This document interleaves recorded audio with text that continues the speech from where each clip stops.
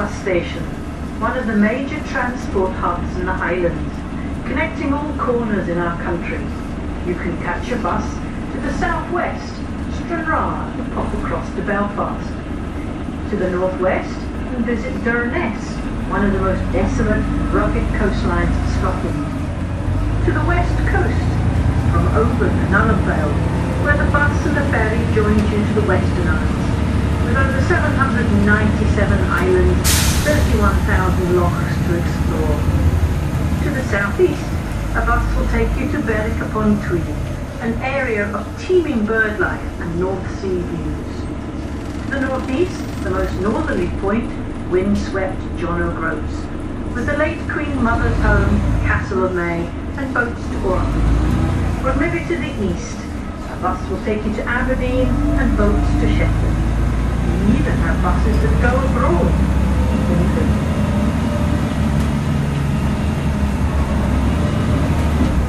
As we travel up Academy Street, on your right is the Victorian Market. Built in 1870, once the scene of a thriving fish, meat and vegetable market.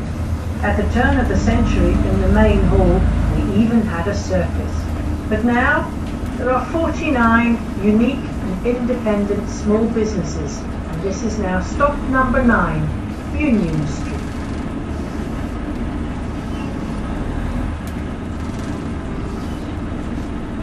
The building on your right, now occupied by the Clydesdale Bank, was the Mansion House, a grand Victorian dwelling with its own stables.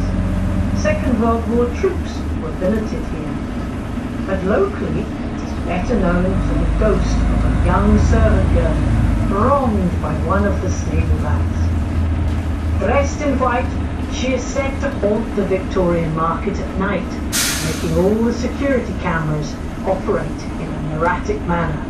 We also pass many popular bars and venues known locally for their live Scottish music. Indeed, the Highlands is famous for its live hookty-chookty, toe-tapping traditional music, often played in bars and hotels throughout the summer.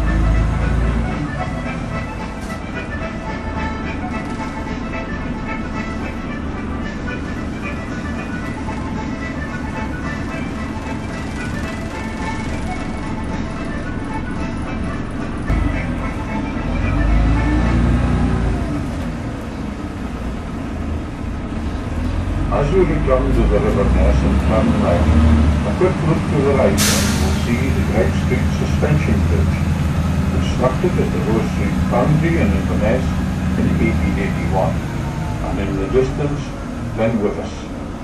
Inverness means at the mouth of the River Ness.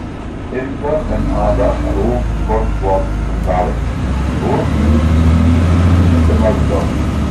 The River Ness is also one of the shortest rivers in Europe, and it's 7 miles long, between the overflow from Loch Ness and Tributary.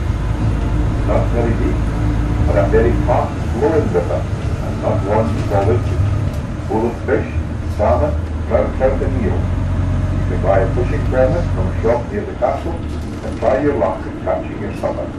This Ness Bridge and 3 arms.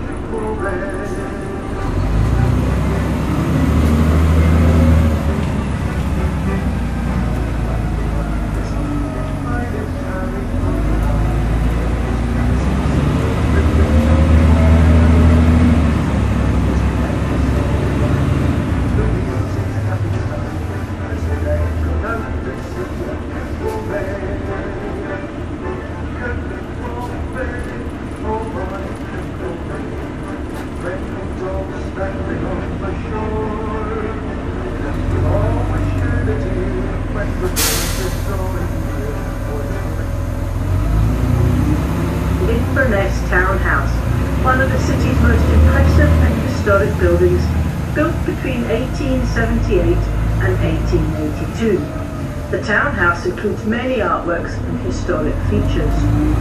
In September 1921, it was the scene of a historic emergency meeting of the British Cabinet, the only cabinet meeting of the British government ever held outside London.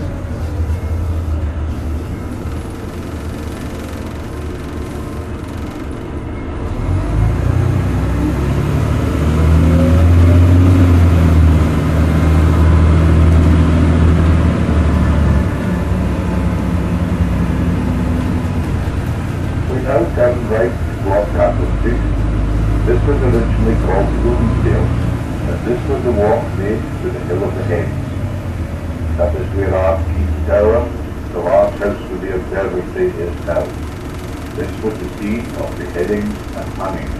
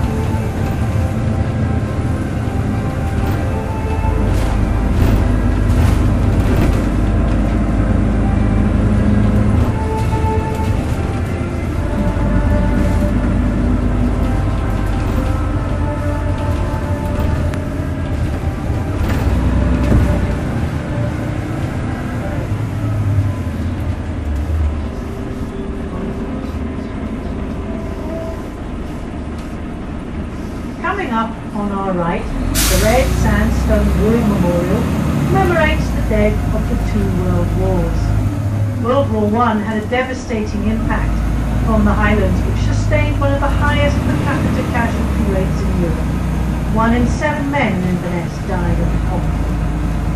Coming up on our left, Belfield Park, putting green, tennis courts and children's play area. This is stop number 11, Hock Road, Belfield Park. The Aircrew Memorial Bandstand is of particular interest with the windsock weather vane. The bandstand lists all the wartime airfields and anchorages in the north of Scotland.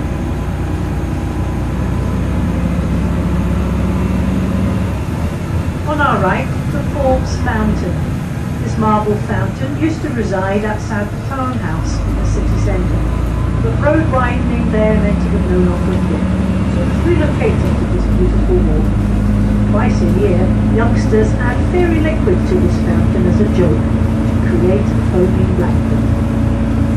We are now heading south along the line of a road built by General George Wade in 1726. Wade, an Irishman, had an outstanding military career and was appointed by George I as Commander-in-Chief of His Majesty's forces, castles, forts and barracks in North Britain.